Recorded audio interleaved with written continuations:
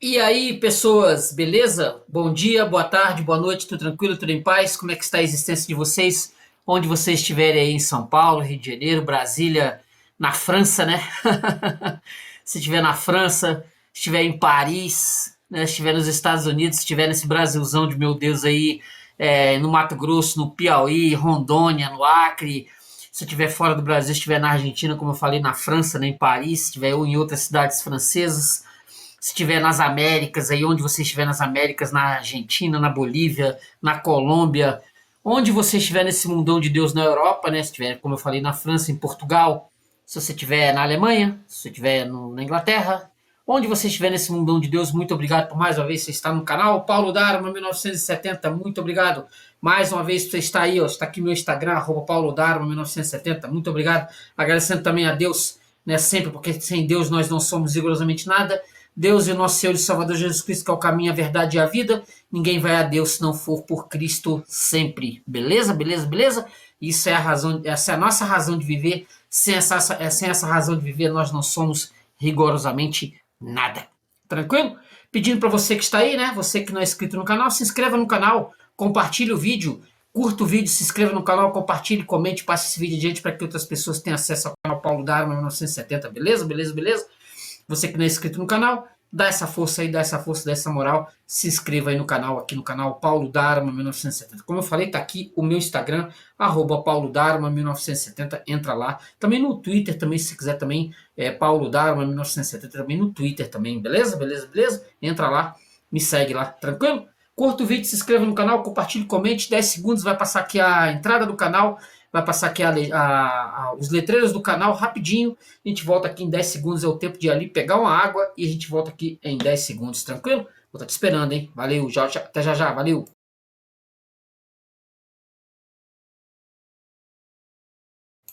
E aí, voltei, beleza? Deixa eu tomar aqui minha água. Seguinte, acabei, né? Acabei de concluir um livro aqui sensacional. Eu tava aqui refletindo sobre ele, né, sobre o que dizer nesse vídeo aqui sobre esse livro, o Serotonina do Michel Houellebecq, esse aqui, ó. Este livro aqui que está na minha mão. Acabei de terminar, estava fazendo algumas anotações aqui no meu caderninho aqui, estava pensando sobre o que dizer sobre esse livro, né?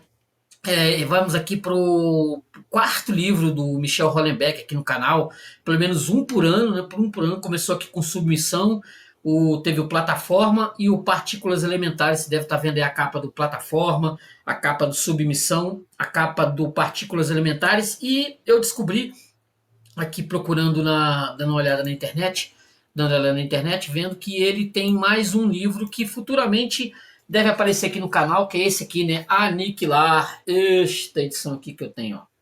Vendo? Já tem aqui, inclusive no meu PDF, mas eu vou deixar para futuramente ler, né? A gente acabou de ler um agora aqui, né? E vamos futuramente pegar este Aniquilar aqui de 2022, de 3 anos atrás. Então a gente tem esse material aqui, ó, tá vendo? Que eu fui atrás para ver, né? Tem mais um livro dele, tem vários, viu? Vários publicados em português. A gente vai atrás de um por ano, pelo menos aí. A gente vai lendo aí na medida do possível, beleza? Então eu terminei de ler esse Serotonina, este livro aqui sensacional. Como eu disse, estava aqui refletindo sobre o livro, estava pensando sobre o personagem principal, o Florent Claude Lambrust, né? Florent Claude Lambrust, estava pensando sobre ele, sobre a condição de existência do indivíduo, né? Desse ser humano que né, chega aos 46 anos sem perspectiva de futuro, mesmo sem futuro nenhum, né? No future, my friend, sem nada, sem perspectiva de futuro. E eu estava pensando, além do livro em si, eu estava pensando nas influências, né, de onde vieram esse livro. Aí eu estava burilando aqui, estava pensando, obviamente, no Marcel Proust, né, porque o livro ele é proustiano por excelência. Aqui, ó. Como é que é? A recherche a procura do tempo perdido, né? Isso aqui. Estava pensando nele, porque este livro aqui, ele é proustiano por excelência. Estava olhando. Estava também percebendo que ele, né, depois de ler, refletir, estava também pensando também no papel do Dostoiévski neste material, né? Aqui, no Dostoiévski. E por último também estava pensando no Selling, né? No Selling também, que Viaja ao Fim da Noite também tem a ver muito, que você joga no liquidificador, né? Você vai jogar no liquidificador aqui, vai bater, vai fazer tará, e vai surgir esse Michel Rollenbach com esse Serotonina e também os outros livros, né? Eu estava pensando sobre o Submissão, Partículas Elementares, o Plataforma, esses livros que eu li dele, e tava meditando sobre como ele constrói essas narrativas, como ele coloca essas narrativas de forma brilhante, e a influência que tem justamente do Proust, né, do Céline, do Dostoiévski, os outros, por exemplo, Dostoiévski é muito forte nessa temática dele, nessa forma dele de escrever, né, desse material dele, como ele escreve, como ele coloca o livro. Então foi isso que me veio aqui na cabeça, né, essa ideia do proustianismo aqui do Serotonina, que é pesado, pesado. A relação do Florent Claude com o Marcel, né, com o Marcel Proust, com o personagem principal, com as situações que acontecem no Em Busca do Tempo Perdido e com as situações que acontecem aqui também no Serotonina. O livro Serotonina narra a jornada introspectiva proustiana, né, do Florent Claude Lambrust, um homem de 46 anos profundamente deprimido e desiludido com sua vida pessoal e profissional. A história reflete os temas recorrentes na obra do Rollenbach, né? Você vai pegar aí o Submissão, Partículas Elementares, o Plataforma e eu acredito também o Aniquilar, tem esse tipo, né, de que ele coloca são temas recorrentes, né, dele, né, na obra do Rollenbach, como o vazio existencial, a decadência da sociedade contemporânea e o declínio das relações humanas. Nós vamos começar o livro, né, com a vida de Florent Claude. O Florent Claude é o protagonista, narrador, vive em Paris, insatisfeito com a sua vida. Ele odeia o seu nome, isso vai ficar bem claro logo no início do livro, ele vai falar que o nome dele realmente é horrível, né? Está preso a um trabalho sem sentido no Ministério da Agricultura e é infeliz no relacionamento com sua namorada japonesa Yuzo, que ele considera superficial e depravada. Você vai ter logo no princípio aqui do livro, logo nas primeiras páginas, você vai. Ele está indo, ele tá viajando ali pela Espanha e ele vai se encontrar com essa namorada japonesa, Seiyuzo. Eles vão passar 4 dias, eles vão passar cerca de 4 dias juntos. E o nosso querido Florent, ele vai ter a brilhante ideia de vasculhar o computador, né, da namorada. E vai ver lá que ela faz programa, que ela é uma japonesa que gosta de fazer, se prostitui, faz programa, inclusive fez programa de prostituição, de filme pornô, coisa desse naipe, na própria casa dele. E ele resolve, né, que vai buscar, ele vai sair, vai embora, vai decidir abandonar tudo, né? Vai abandonar casa, emprego e relacionamento para buscar um propósito de vida. Ele vai buscar algo que dê sentido à vida dele. Aí ele vai fazer uma viagem e vai se medicar com um remédio chamado Captorix, que é um remédio psiquiátrico, né? Que ele vai começar a tomar este remédio, vai começar a tomar esse remédio. Só uma explicação aqui que nós temos que colocar aqui, né? Que esse serotonina, né, essa serotonina que dá nome ao livro, os primeiros antidepressivos conhecidos, né, o Seroplex, o Prozac, aumentavam os níveis de serotonina no sangue, inibindo sua receptação pelos neurônios 5-HT1. A descoberta no começo de 2017 do Capton D1 abriria caminho para uma nova geração de antidepressivos com um mecanismo de ação bem mais simples, já que se tratava de estimular a liberação por exorcitose da serotonina produzida no nível da mucosa gastrointestinal. No fim desse ano, o Capton D1 começou a ser comercializado com o nome Captorix, que é interessante, né, se você pensar ironicamente, na Asterix, Captorix, parece aquela bebida que o Asterix, né, e o Asterix nem tanto, mas o Obelix e o pessoal lá da tribo, né, do Asterix tomava, né, para dar força. Essa questão do Captorix. e de imediato demonstrou uma eficácia surpreendente que permitia aos pacientes participarem com uma facilidade inédita dos ritos mais importantes de uma vida normal, como eu falei no negócio do Asterix, né? Uma sociedade evoluída, higiene, vida social limitada à boa vizinhança, procedimentos burocráticos simples, sem estimular em nada, ao contrário dos antidepressivos da geração anterior, as tendências suicidas ou de automutilação. Os efeitos secundários indesejáveis do Captorix, observados com mais frequência, eram náuseas, desaparecimentos da libido e impotência. Você pensa que essa serotonina, esse Captorix, vai dar exatamente esse sentido da vida para a pessoa, né? Ela vai tentar dar esse sentido para a vida. É isso que as pessoas buscam hoje em dia. Elas vão buscar, né, isso como algo central, algo central, essa busca de sentido na vida, já que as pessoas não têm mais. Elas vão procurar justamente o psiquiatra, o psicólogo, em busca de sentido, e o psicólogo o psicólogo, o psiquiatra, ele vai receitar, né? Ele vai receitar esse antidepressivo, né? O serotonina tem como tema central na depressão do protagonista. O narrador vai estar deprimido, e ele vai precisar exatamente desse remédio, esse remédio, vai dar isso para ele, né? Ele é bem sucedido financeiramente, trabalha como agrônomo para o governo francês. O personagem vive em um apartamento em Paris, com sua companheira e uso, porque o relacionamento não é mais capaz de despertar qualquer tipo de alegria.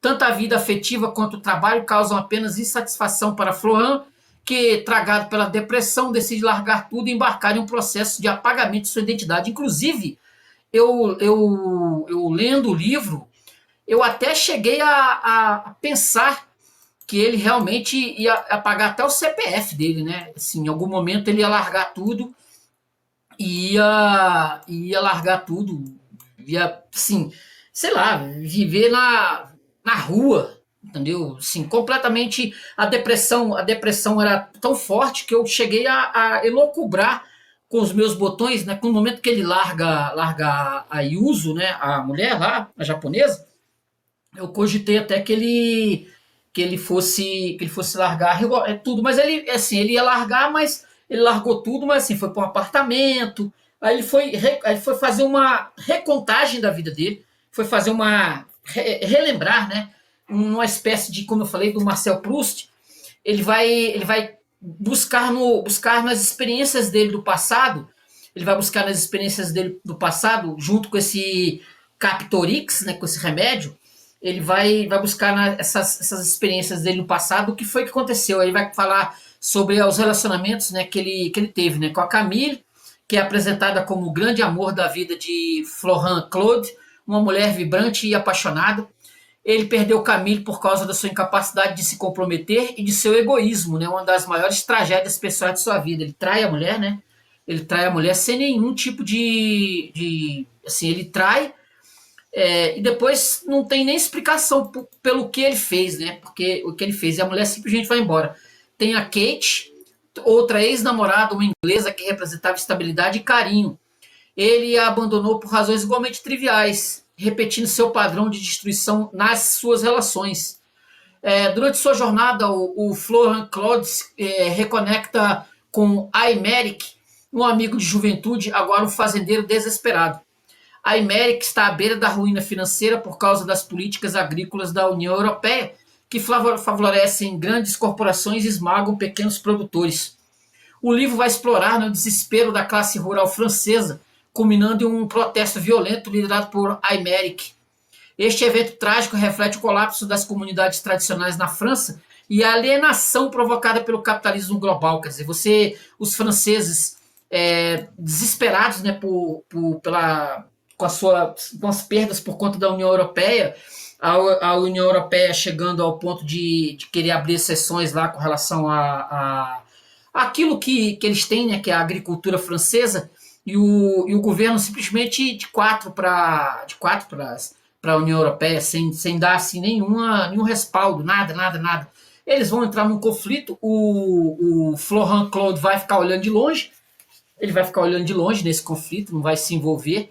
Ele vai lá para passar o 24 de dezembro e o 1º de janeiro afastado de tudo, né, sabendo que ele, um depressivo crônico, ele tem como opção, justamente no dia 24 e dia 1º de janeiro, teria como opção, né, é, morrer, né, seria melhor dizendo assim, né, pro YouTube aqui não bloquear o meu vídeo.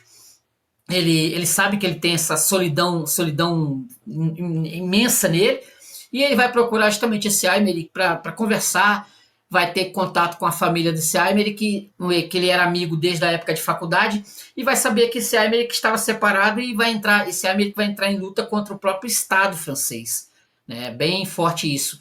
Aqui, né, vamos ter, né, o significado do termo serotonina. Serotonina é o neurotransmissor que regula o humor, apetite e sono. No contexto do livro, o termo simboliza a busca pela felicidade química. A dependência de Florent Claude do antidepressivo Captorix reflete a tentativa de alcançar bem-estar através de soluções químicas. A falência emocional. Apesar do aumento de serotonina proporcionado pelo medicamento, ele permanece apático, destacando o vazio existencial que não pode ser preenchido artificialmente. E o declínio da modernidade. A serotonina também funciona como uma metáfora para a desconexão emocional e espiritual na sociedade contemporânea, onde as pessoas recorrem a paliativos para enfrentar a solidão e o vazio. Os personagens principais, como eu falei aqui, são o Florent Claude Labrouste, né, o protagonista e narrador, um homem de meia idade desiludido com sua vida e a sociedade. Tem a Camille, o grande amor perdido de Florent Claude, representando a oportunidade de felicidade que ele sabotou. Tem o Aymeric, um fazendeiro amigo de Florent Claude, cuja ruína financeira reflete o sofrimento da classe trabalhadora rural. E tem a Yuzu, a namorada japonesa de Florent Claude, no início do livro, simbolizando o vazio e a superficialidade das relações modernas. E a Kate, ex-namorada de Florent Claude, uma figura carinhosa e instável que ele também rejeitou. Os temas principais são solidão e isolamento, a luta de Florent Claude contra a desconexão emocional e o vazio existencial, crítica à modernidade. A obra examina o impacto negativo do capitalismo, do progresso tecnológico e da globalização nas relações humanas e na sociedade. Relações amorosas e arrependimento. A incapacidade de Florent Claude de valorizar o amor e a conexão, levando ao arrependimento tardio. Colapso social e rural. O sofrimento da classe agrícola francesa como simbolizado pela trajetória de Aymeric. Esse livro foi publicado, né, tem a nossa Alfaguara de 2019, com tradução de Ari Reutemann e Pauline Wasch. Beleza? Deixa eu só ler algumas passagens aqui que eu separei. Esse livro ele é rico, ele tem muita coisa aqui, mas também eu tenho que tomar cuidado aqui com algumas leituras aqui, porque ele é bem real, né? Bem verdadeiro. E coloca os termos aqui que o próprio YouTube acharia assim, não acharia muito interessante eu falar aqui, né? Eu falar aqui, como ele vai colocando aqui palavrões. A vida é chamado A Vida Como Ela É. Como eu disse, tem muita coisa do Céline, né? Aqui, ó. Tem muito do Céline, Viagem ao Fim da Noite, tem muito do Céline e muito do Dostoiévski, dependendo da sua época. Olha só isso aqui, ó. Os fins de semana eram sempre um suplício, por outro lado. Eu podia passar semanas sem me encontrar com Yuzo. Quando eu saía para o Ministério da Agricultura, ela ainda estava longe da hora de acordar. Raramente se levantava antes do meio-dia. E quando eu voltava cerca das 7 da noite, ela quase nunca estava em casa. Com certeza não era o trabalho que a fazia ter horários tão tardios, afinal de contas era normal. Ela só tinha 26 anos e eu 20 a mais. O desejo de ter vida social diminuiu com a maturidade. Diminui, né, com a maturidade, você acaba achando que já viu tudo. E além do mais, eu tinha mandado instalar um modem da SFR, que é a companhia de internet, né, famosa na França, SFR, no meu quarto. Podia acessar os canais esportivos e acompanhar os campeonatos de futebol francês, inglês, alemão, espanhol e italiano, o que representava um número considerável de horas de diversão.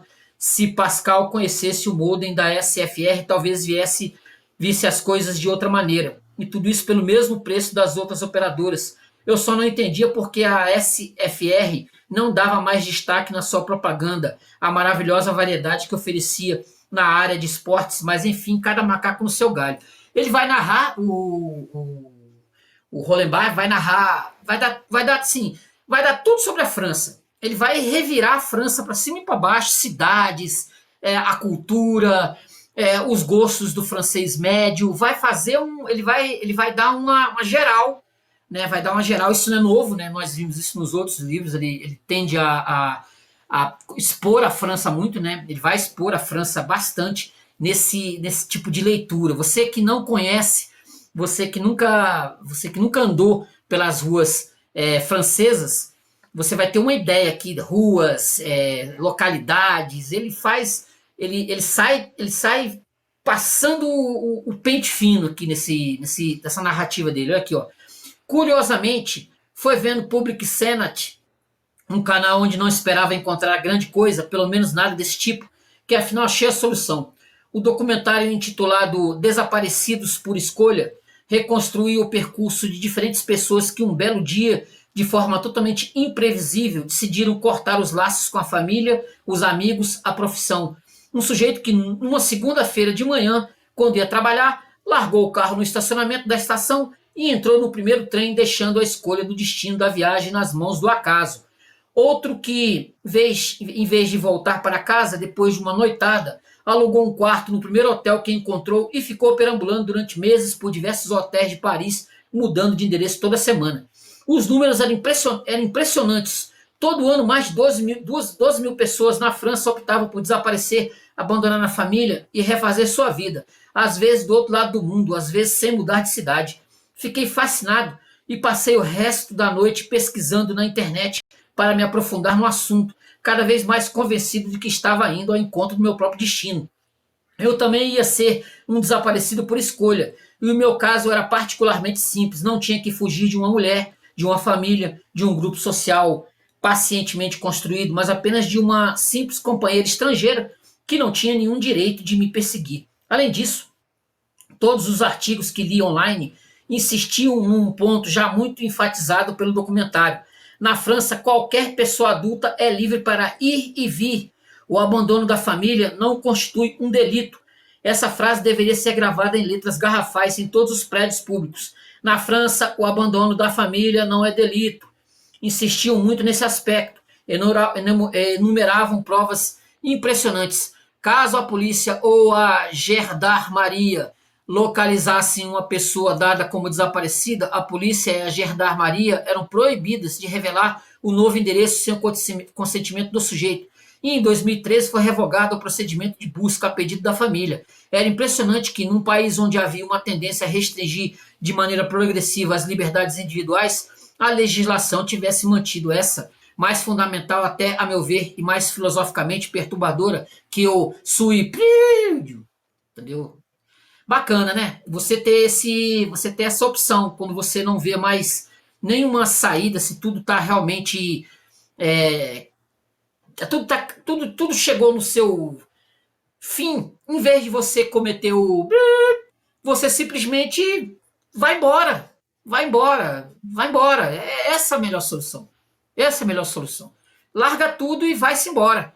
Como diz na música do Raul Seixas, né? Compra um carro e vai embora. Entendeu? Essa é uma solução. Aqui, ó. Eu estava tão infeliz no fundo. Se eventualmente um dos seres humanos com quem tinha contato, a recepcionista do Hotel Mercure, os garçons do Café Odile, a funcionária do Carrefour City, tivesse perguntado pelo meu ânimo, com certeza eu o qualificaria como triste, mas era uma tristeza pacífica, estabilizada, que por outro lado não aumentava nem diminuía, uma tristeza em suma, que se podia considerar definitiva, depressão, né? Mas eu não caí nessa armadilha. Sabia que a vida ainda podia me proporcionar muitas surpresas, atrozes ou jubilosas. Depende. Mas nesse momento eu não tinha nenhum desejo, o que muitos filósofos, pelo menos era a minha impressão, consideravam um estado invejável. Os budistas estavam todos na mesma longitude de onda, mas outros filósofos, assim como os psicólogos, consideravam que essa ausência de desejo era patológica e insalubre. Após um mês de estadia no Hotel Mercure, eu continuava sem conseguir resolver essa questão clássica. Pagava a hospedagem todas as semanas para me manter em estado de liberdade, estado, aliás, que o conjunto de filosofias existentes vê com bons olhos. Na minha opinião, não estava indo tão mal. Na verdade, só havia um ponto em que meu estado mental me causava sérias inquietações. Era o cuidado do corpo.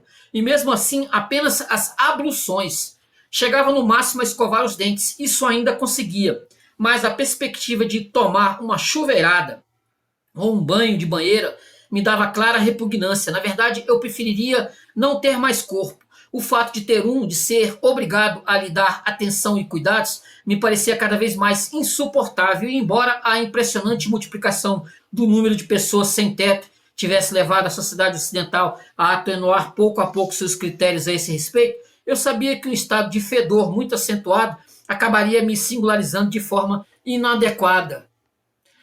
Eu nunca, aqui, né? Isso aqui é interessante, ó. Eu nunca tinha consultado um psiquiatra e, no fundo, acreditava pouco na eficácia dessa corporação.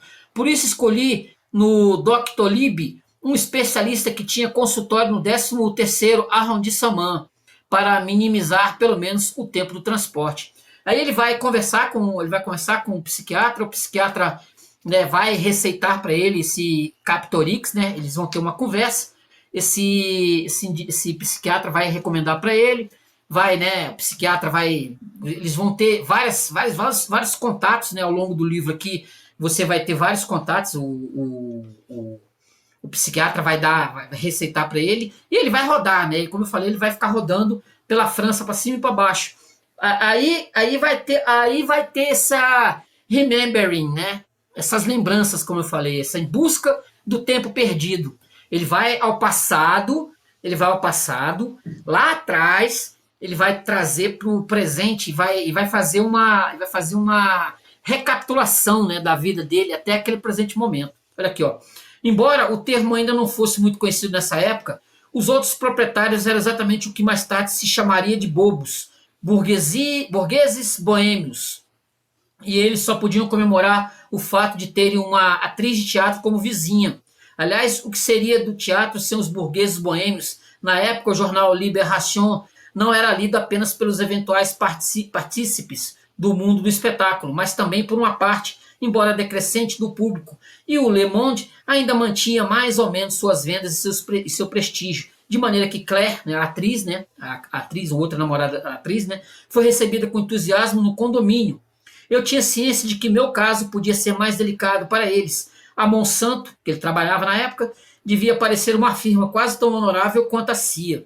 Uma boa mentira sempre usa alguns elementos da realidade, então logo espalhei que trabalhava com pesquisa genética em doenças raras. As doenças raras são inatacáveis, você logo imagina um autista, uma dessas pobres crianças vítimas de progéria, que aos 12 anos já tem aspecto de velho. Eu não seria capaz de trabalhar nesse campo, mas sabia o suficiente de genética para encarar qualquer bobo, mesmo que fosse um bobo instruído. Para falar a verdade, estava me sentindo cada vez mais desconfortável no meu emprego. Não havia nada que estabelecesse claramente a periculosidade dos transgênicos, e os ecologistas radicais eram na maioria os imbecis ignorantes, mas também não havia nada que estabelecesse sua inocuidade. E meus superiores na empresa eram simplesmente uns mentirosos patológicos. O fato é que não se sabia nada ou quase nada sobre as consequências a longo prazo das manipulações genéticas vegetais. Mas para mim, o problema nem sequer era esse. O problema era que os produtores de sementes, de adubos e de pesticidas, por sua própria existência, desempenhavam um papel destrutivo e letal em matéria agrícola. O fato é que a agricultura intensiva, baseada em explorações gigantescas e na maximização do rendimento por hectares, essa agroindústria totalmente baseada na exportação e na separação entre agricultura e pecuária, é exatamente o contrário, a meu ver, do que deve ser feito se quisermos chegar a um desenvolvimento aceitável. Teríamos que privilegiar a qualidade, consumir e produzir localmente, proteger os solos e os lençóis freáticos, voltando às alternâncias complexas de cultivo e à utilização de fertilizantes animais. Devo ter surpreendido a mais de um durante os múltiplos aperitivos de vizinhos, né, que sucediam nos primeiros meses depois da nossa mudança, com a veemência e o caráter extremamente documentado das minhas intervenções sobre esses problemas. É claro que eles pensavam mesmo que eu, embora não entendesse nada do assunto, na verdade, por puro conformismo de esquerda, e eu tive ideias, talvez até mesmo um ideal, não era por acaso que tinham estudado agronomia em vez de ir para uma instituição generalista, como a Politécnica ou a Escola de Estudos Superiores de Comércio. Em suma, tive um ideal e agora o estava traindo. Entretanto, não podia cogitar pedir demissão. Meu salário era indispensável para a nossa subsistência, porque a carreira de Claire, apesar do sucesso crítico daquela obra adaptada de George Bataille, permanecia teimosamente em ponto morto. Quer dizer, ele está morando com a mulher está tentando fazer, ela detestava, né? Vai dizer até aqui que ela detestava as peças de teatro que ela fazia. Ela queria fazer era cinema. Ela queria fazer era tipo Rede Globo, novela da Globo, umas coisas desse nível. Só que ela era uma dinamarquesa lindíssima, né? Muito bonita, e ela servia somente para fazer papéis assim de coisas assim bem que não dava para fazer comédia popular, né? O negócio era ruim, né? Aqui, ó, vai dizer aqui, ó, seu passado a confinava no mundo da cultura e isso era um mal entendido porque o sonho dela era trabalhar no cinema de entretenimento. Só ia, só ia ver filmes acessíveis, só ia ver filmes acessíveis a todo mundo. Adorava Imensidão Azul e mais ainda Os Visitantes, enquanto o texto de Bataille lhe pareceu uma babaquice total, tanto quanto um texto de Leiris, que lhe impingiram um pouco mais tarde. Mas sem dúvida o pior foi uma leitura de uma hora de Blanchot para France Couture. Eu nunca desconfiei, disse ela, depois que existissem merdas assim. Era incrível, disse, que tivessem coragem de apresentar ao público uma asneira daquelas. Pessoalmente, eu não tinha nenhuma opinião sobre Blanchot. Só me lembrava de um parágrafo divertido de Cioran explicando que Blanchot é o autor ideal para se aprender datilografia porque o sentido do texto não atrapalha. É igual Lacan, né? É igual Lacan, a gente falando aqui de psicologia, psiquiatria, de psicanálise, etc. O Lacan. Lacan é um autor que você lê, e aquilo não faz o menor sentido de forma alguma, de jeito nenhum, o tal do Lacan. Mas continua-se por aí, né? Continua sendo vendido, os inteligentes lendo, achando que, né, que eu estou muito inteligente, me sentindo muito inteligente lendo Lacan e não entendendo bulhufas do que aquilo ali diz, nada. Entendeu? É igual esse Blanchot aqui. Ó, em certas circunstâncias críticas da minha vida, recorri a uma forma de telemancia, que eu mesmo, até onde sabia, tinha inventado. Os cavaleiros da Idade Média e mais tarde os puritanos da Nova Inglaterra, quando tinham que tomar uma decisão difícil, abriam a Bíblia ao léu, pousavam o dedo na página ao léu e tentavam dar uma interpretação ao versículo apontado para depois tomar uma decisão no sentido indicado por Deus. Da mesma forma, eu costumava ligar a televisão ao léu, sem escolher o canal, só apertando o botão ON, e tentava interpretar as imagens que me eram transmitidas. Quer dizer, ele estava buscando um sentido para a vida dele, ligando a TV e vendo lá o que o pessoal falava, né, no canal de televisão. Né, você vai lendo, vai vendo lá o que está, né, vai vendo o que está passando, e ali você busca uma interpretação. Imagina, né? Ai, meu Deus, ligando sei lá, a Rede Globo, ligando a Rede Globo ao Léo ali, e dependendo do que um ator lá, ou sei lá o que, né, falasse, eu ia buscar algum sentido para minha existência nisso, né? Ele se separa dessa Claire, depois ele volta a encontrá-la, né, um tempo depois. Ele vai encontrá-la 20 anos depois. E ele vai, né, ver como é que tá a vida dela, eles vão conversar, né? Ele vai dizer aqui, ó, comparativamente, Claire estava quase bem, afinal de contas ainda podia entrar para os alcoólicos anônimos, parece que às vezes conseguem resultados surpreendentes. E além do mais, compreendi quando voltei para o Hotel Mercúrio, Claire ia morrer sozinha, de certo. Ia morrer infeliz, mas pelo menos não ia morrer pobre. Depois da venda do seu loft, considerando os preços do mercado, ela teria o triplo de dinheiro que eu. Assim, uma única operação imobiliária foi suficiente para que seu pai ganhasse muito mais do que o meu levara 40 anos para somar. Duramente, registrando atas notariais, hipotecas, o fato é que o dinheiro nunca recompensou o trabalho. Uma coisa não tem estritamente nada a ver com a outra. Nenhuma sociedade humana jamais foi construída com base na remuneração do trabalho. Nem mesmo a sociedade comunista futura pretendia isso.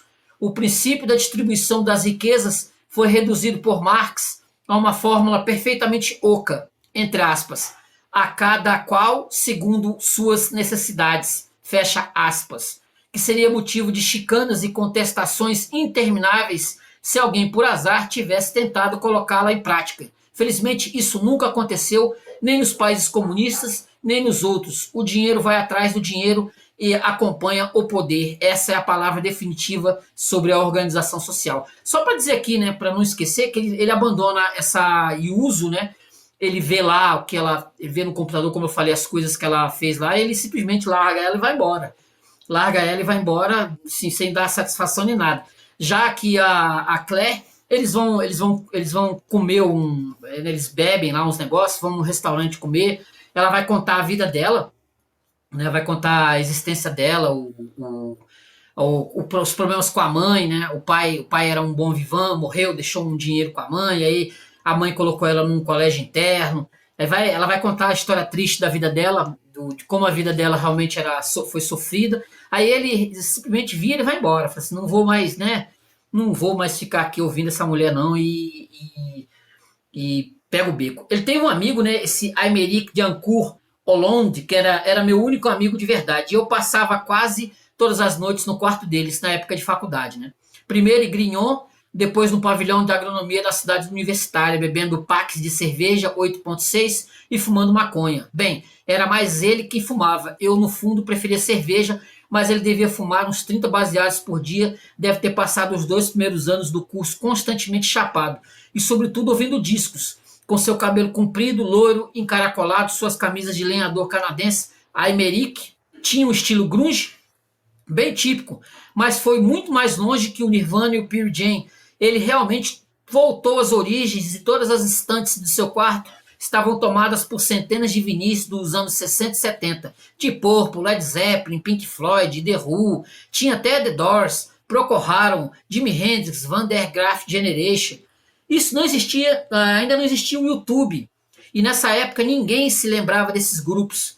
E em todo caso, para mim foi uma descoberta total, uma fascinação absoluta. E como eu falei, esse Aymeric, ele vai ser um amigo, né? Vai ser um dos poucos amigos que o Florent Claude vai ter, né? Ele, inclusive, ele vai passar uma temporada, como eu falei, vai passar uma temporada junto com ele, né? Olha só isso aqui, olha que interessante, ó. Ali, né, na fazenda, né? Ali os discos ocupavam uma parede inteira. Era impressionante. Contei de novo no inverno passado. São mais de 5.000, disse Aymeric.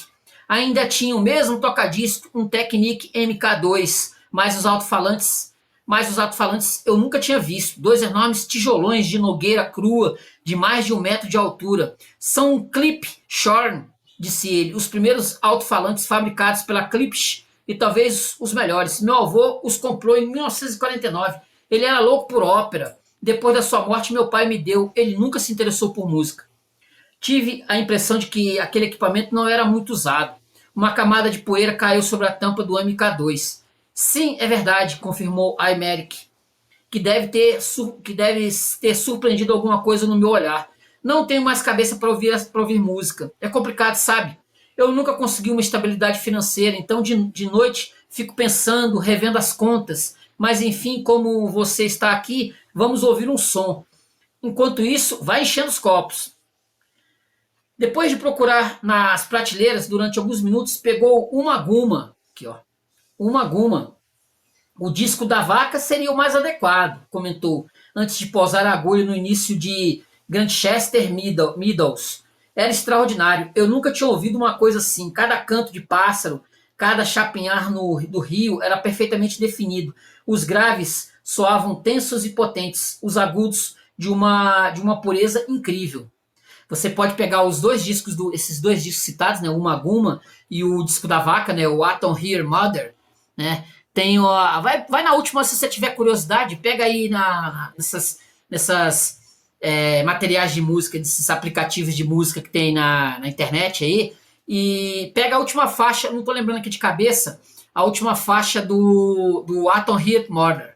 Você vai ver que maravilha, desse disco aqui também, que eles citam também, né? No Umaguma, a primeira parte aqui que vai ter, no Umaguma aqui, tem o Astromini Domine, Careful With That Origine e outras. Você vai ter aqui músicas maravilhosas. Ele vai citar aqui, né? Ele vai citar justamente da parte 2, o Grantchester Meadows, que é uma música praticamente só com sons de animais, né? sons de animais. E como eu falei, o disco da vaca também vale. Ó, aí ele vai falar aqui, né? Cecily vai chegar daqui a pouco, continuou a esposa, né? Ela teve uma reunião no banco sobre o projeto do hotel. Tenho a impressão de que você não acredita muito nesse projeto. Sei lá. Você também teve a impressão de que há muitos turistas aqui na região? Quase nenhum. Pois é. Mas olha, eu concordo com ela num ponto. Temos que fazer alguma coisa. Não podemos continuar perdendo dinheiro desse jeito todos os anos. Nós só sobrevivemos aqui graças ao arrendamento e principalmente à venda de terras. Aí a esposa, eles vão, como eu falei, eles vão se encontrar mais lá na frente e esse amigo vai estar separado da mulher. A mulher o trocou por um pianista. Vai contar aqui que um pianista foi passar uns dias lá na. Ai meu Deus, vai passar uns dias lá na fazenda, né? Vai tocar lá uns pianos lá e vai embora com a esposa e a esposa larga ele sozinho. Larga ele só. Olha só, estava no meio das minhas explicações quando chegou Cecily, a esposa, né? Era uma morena bonita, magra e elegante, mas havia uma tensão, quase um sofrimento em seu rosto. Via-se que tivera um dia difícil. Mesmo assim, foi simpática comigo e fez seus melhores esforços para preparar uma refeição, mas senti que aquilo era um peso enorme, que sua primeira atitude ao chegar, se eu não estivesse lá, seria ir para a cama, depois de tomar um analgésico. Estava contente, disse ela, pois a Aymeric por Aymeric receberam uma visita. Os dois trabalhavam muito, não viam ninguém, viviam enfurnados em sua toca, embora ainda não tivesse sequer 30 anos. Para falar a verdade, eu estava na mesma situação, só que minha carga de trabalho não tinha nada de excessivo. No fundo, todo mundo estava na mesma situação. Os anos de estudante são os únicos anos felizes da vida. Os únicos em que o futuro parece aberto, em que tudo parece possível, e depois disso a vida adulta, a vida profissional, não passa de um lento e progressivo estancamento. Com certeza é por isso que as amizades da juventude, aquelas que fazemos durante os anos de estudante e que no fundo são as únicas verdadeiras, nunca sobrevivem à entrada na maturidade. Nós sempre evitamos rever os amigos da juventude para não ter que encarar testemunhas das nossas esperanças frustradas, nem a evidência do nosso próprio fracasso. Em suma, a visita a Aymeric tinha sido um erro, mas não foi só um erro muito grave. Durante 2 dias nós íamos conseguir nos comportar depois do almoço. Ele pôs os discos do show ao vivo do Jimi Hendrix na Ilha de Wright. Não foi com certeza sua melhor apresentação, mas foi a última, menos de 2 semanas antes de morrer. Intuí que aquela volta ao passado incomodava um pouco Cecily. Certamente nessa época ela não era nada grunge, parecia mais uma versalhesa. Bem, uma versalhesa moderada, um pouco tradicional, sem ser integrista. A Aymeric tinha se casado com alguém de seu círculo social. Afinal, essa é a escolha mais frequente e que, a princípio, dá melhor resultado. Pelo menos foi o que eu ouvi dizer. No meu caso, o problema é que eu não tinha círculo social, nenhum círculo social definido. E ele vai em busca, né? Ele vai, como eu falei, ele vai em busca de cada uma das pessoas que ele conhecia no passado, né? Ele vai relembrar, né? Vai relembrar esse pessoal que teve algum significado para ele de alguma forma, que teve algum significado que significou, né, na vida dele, que ele vai buscar respostas nesse pessoal, só que não vai ter muitas. Olha só aqui, ó. Eu estava de mau humor e me servi de um bom copo de vodka sem esperá-lo. Isso aqui no reencontro com o Aymeric, já devorando uma fatia de morcela artesanal. Decididamente não se pode fazer nada em relação à vida das pessoas, pensava. Nem a amizade, nem a compaixão, nem a psicologia, nem a compreensão das situações tem a menor utilidade. As pessoas constroem sozinhas a engrenagem da própria desgraça, dão corda até o fim, e depois a engrenagem continua rodando, inevitavelmente com algumas falhas, algumas fraquezas, quando uma doença interfere, mas continua rodando até o fim, até o último segundo. Ai, ai. Decididamente, não se pode fazer nada em relação à vida das pessoas, pensava. Nem a amizade, nem a compaixão, nem a psicologia, nem a compreensão das situações tem a menor utilidade. As pessoas constroem sozinhas a engrenagem da própria desgraça, dão corda até o fim e depois a engrenagem continua rodando inevitavelmente com algumas falhas, algumas fraquezas, quando uma doença interfere, mas continua rodando até o fim, até o último segundo. E vai ser isso que vai acontecer, né, com o cara, né? O sujeito simplesmente ele tenta aconselhar, ele vai tentar aconselhar, vai tentar passar alguma, né, algo pro sujeito, mas o cara simplesmente não vai ouvir. Ele vai falar assim: "Poxa, você podia arrumar uma mulher, né, que tivesse mais, já que a outra te abandonou, você pode arrumar uma mulher que vá te ajudar aqui, né, onde você, já que tá tudo no prejuízo, você pode arrumar uma mulher que vai te ajudar aqui nas coisas aqui com as vacas, aqui com a fazenda, etc, etc." Mas o cara não escuta, simplesmente não escuta. Ele só escuta, tá escutando a própria voz, entendeu? Ai, ai, a própria voz. Deixa eu ver se tem mais alguma outra passagem aqui. Aqui, ó. Tem aqui, ó. Olha só. Caí finalmente num sono doloroso, não sem antes recorrer várias vezes aos calvados envelhecidos do centro comercial Leclerc de Coutances. Nenhum sonho pressagiou nada, mas no mais escuro da noite fui acordado bruscamente por uma sensação de fricção ou de carícia nos ombros. Então me levantei, percorri o quarto inteiro para tentar me acalmar. Fui à janela. A noite era escura, devíamos estar na fase em que a lua se esconde completamente. Não se via uma estrela, a camada de nuvem estava muito baixa.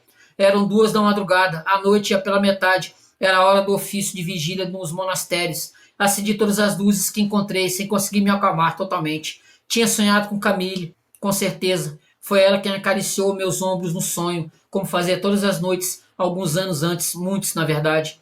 Eu não tinha mais a esperança de ser feliz, mas ainda ambicionava escapar da pura e simples demência. Voltei para a cama, passei os olhos pelo quarto. Era um triângulo equilátero perfeito. As duas paredes inclinadas se juntavam no centro, na altura da viga mestra. Então tomei consciência da armadilha em que havia caído. Era um quarto idêntico àquele onde dormi com Camille todas as noites em Clessy, nos 3 primeiros meses de nossa vida juntos. A coincidência não tinha nada de surpreendente por si só. Todas essas casas normandas foram construídas mais ou menos seguindo o mesmo modelo e só estávamos a 20 quilômetros de Clessy. Mas eu não esperava aquilo. As duas casas não se pareciam por fora. A de Clessy tinha vigas aparentes de madeira, enquanto as paredes dessa eram de pedra bruta, provavelmente arenito. Então me vesti depressa e desci para a sala. Fazia um frio glacial. A lareira não estava acesa. Eu nunca fui hábil com fogo, não sabia arrumar a lenha e os galhos mais finos. Isso era um dos muitos detalhes que me distanciavam do homem de referência, Harrison Ford, digamos, que eu gostaria de ser. Enfim, naquele momento não se tratava disso. Um espasmo doloroso apertou meu coração. As lembranças fluíam sem parar. Não é o futuro, é o passado que nos mata, que volta, que nos atormenta e consome e acaba, na verdade, nos matando. A sala também era igual àquela onde eu tinha jantado com Camille durante 3 meses, depois de fazermos nossas compras no açougue charcutaria artesanal de Clessy, na padaria, confeitaria também artesanal e em diversos horticultores, e depois de ela tomar conta da cozinha com entusiasmo que retrospectivamente me doía tanto. Reconheci a fileira de panelas de cobre brilhando com um fulgor suave na parede de pedra. Reconheci o aparador de nogueira maciça, as prateleiras de treliça para realçar as faianças de Rouen com seu desenho colorido e knife. Reconheci na parede o relógio de carvalho parado definitivamente numa hora, no instante do passado. Alguns tinham parado na morte de um filho ou de alguém próximo, outros no momento em que a França declarou guerra à Alemanha em 14. Outros ainda quando foram dados planos poderes ao Marechal Pétain. Eu não podia ficar ali. Peguei uma chave grossa de metal que me deu acesso ao outro lado, que naquele momento não estava muito habitável. O arquiteto tinha me avisado, era impossível aquecer esse ambiente, mas se eu ficasse até o verão, poderia utilizá-lo. Era um quarto muito espaçoso que em outros tempos devia ter sido o aposento principal da casa. E agora estava entulhado com uma confusão de poltronas e assentos de jardim. Mas uma parede inteira era ocupada por uma biblioteca, onde descobri, surpreso, uma edição integral do Marquês de Sade. Devia ser do século XIX. O volume estava encadernado em couro natural, com várias fiorituras douradas nas capas e na lombada. Essa merda deve custar os olhos da cara, pensei rapidamente, enquanto folheava a obra adornada com muitas gravuras. Enfim, observei sobretudo as gravuras. E o mais curioso era que não entendi nada. Elas representavam diferentes posições sexuais que incluíam um número variável de protagonistas, mas eu não conseguia me localizar, imaginar um lugar que pudesse ocupar naquele conjunto. Tudo aquilo não levava a nada. Então me dirigi para o mezanino. Lá em cima devia ser mais funk e mais cool. Havia uns sofás estripados com tecido cheirando a mofo jogados no chão. Também havia uma vitrola e uma coleção de discos, a maioria de 45 rotações que depois de alguma hesitação identifiquei como discos de twist. Reconheci principalmente pelas posições das figuras dançando nas capas. Os cantores e as bandas já tinham caído no esquecimento definitivo.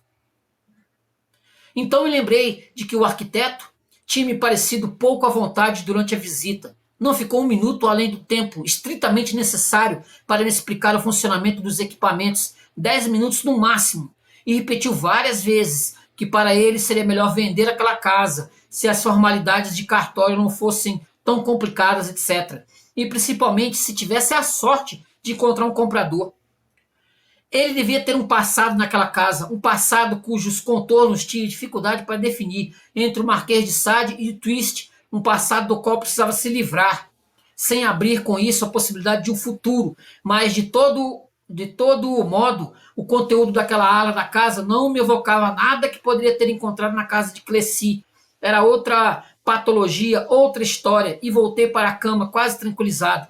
Nós, na verdade, nos sentimos mais seguros ao descobrir, em meio aos nossos dramas, outros dramas dos quais fomos poupados. A solidão, solidão total, absoluta das pessoas, as pessoas tristes e solitárias. Tristes e solitárias, arrotando força, arrotando, né, segurança. Na maioria das vezes, mentira. Na maioria das vezes, mentira. Tem nada disso. Nada disso. São fracos, chorosos. As pessoas em crise. Muitas das pessoas que vocês veem na rua andando para lá e para cá, elas são tristes, solitárias, chorosas, não tem ninguém, ou se tem alguém, está em casamentos falidos, né? Suportando vidas falidas. Ou o marido ou a esposa morreu, solitários. Precisando dos remédios, né, para poder viver, totalmente vazias de tudo, vazias, completamente vazias de tudo, entendeu? Não tem, sem futuro, revirando a lata de lixo do passado, né, como o protagonista aqui do livro, revirando a lata de lixo do passado o tempo todo ali, tirando as coisas do passado, como ele era feliz. Eu conheci pessoas assim, que viviam a vida revirando o passado, como o próprio narrador, né, do Em Busca do Tempo Perdido, que é aqui, né, que é a base aqui do Serotonina, entendeu? Revirando o passado, porque não há perspectiva de futuro, o presente não tem sentido, aí é revirar a lata de lixo do passado o tempo todo, vivendo do passado, do que fez, né? Que ele considerou importante, pessoas que ele conheceu. Triste pra caramba isso. Triste pra caramba isso. Esse livro é de uma melancolia. Não há nada aqui, né? Como é que eu costumo dizer? Não há esperança. Aqui não há esperança aqui. Não há esperança. Olha aqui que ele vai colocar aqui no texto, ó. Quase no finalzinho. Aqui foi a resposta, né, que eu na metade do livro eu tinha percebido que tinha muito de Em Busca do Tempo Perdido esse livro aqui, né, do Hollenbeck. Mas assim, aí eu fui lendo, aí ele vai dar resposta aqui quase no finalzinho. Ó. Fazia muito tempo que eu havia planejado ler A Montanha Mágica, do Thomas Mann. Intuía que era um livro fúnebre, mas afinal de contas bastante adequado à minha situação. Sem dúvida, era o momento certo. Então mergulhei na leitura, a princípio com admiração, depois com uma reserva crescente. Embora sua extensão e suas ambições fossem muito maiores, o sentido último da obra era no fundo idêntico ao do Morte em Veneza. Tal como aquele velho imbecil do Goethe, o humanista alemão de tendência mediterrânea, um dos velhos gagás mais sinistros da literatura mundial. Thomas Mann, o próprio Thomas Mann, E isso é extremamente grave. Não foi capaz de escapar à fascinação da juventude e da beleza, que afinal colocou acima de tudo, acima de todas as qualidades intelectuais e morais, e as quais, afinal de contas, ele também, em seu menor comedimento, se entregou abjetamente.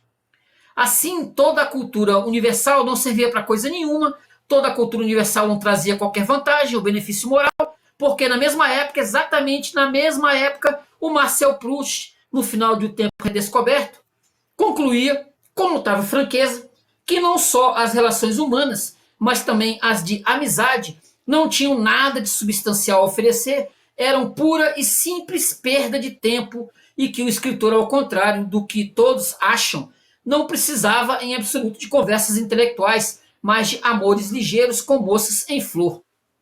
Nesse ponto da argumentação, aí ele vai aqui, eu vou pular isso aqui porque senão não dá. Aqui, ó. Voltando ao meu tema, por mais que Marcel Proust e Thomas Mann dispusessem de toda a cultura do mundo, por mais que estivessem à frente no impressionante começo do século XX, que sintetiza 8 séculos e até um pouco mais de cultura europeia, de todo o saber e de toda a inteligência do mundo, por mais que representassem cada qual, por sua vez, o topo da civilização francesa e da alemã, ou seja, das civilizações mais brilhantes, mais profundas e refinadas da época, não estavam menos à mercê e dispostos a prosternar-se diante de qualquer jovem úmida ou de qualquer corajosamente erguida, segundo suas preferências pessoais. Thomas Mann, nesse sentido, não conseguia se decidir. E Proust, no fundo, tampouco é muito claro. Assim, o final do Montanha Mágica ainda era mais triste do que parecia em sua primeira leitura. Não só significava, devido ao início em 1914, de uma guerra tão absurda quanto mortífera entre as duas mais altas civilizações da época, o fracasso de qualquer ideia de cultura europeia, como também significava com a vitória no final da atração animalesca, o fim definitivo de qualquer civilização, de qualquer cultura. Uma poderia ter deixado Thomas Mann de 4. Rihanna faria Marcel Proust pirar.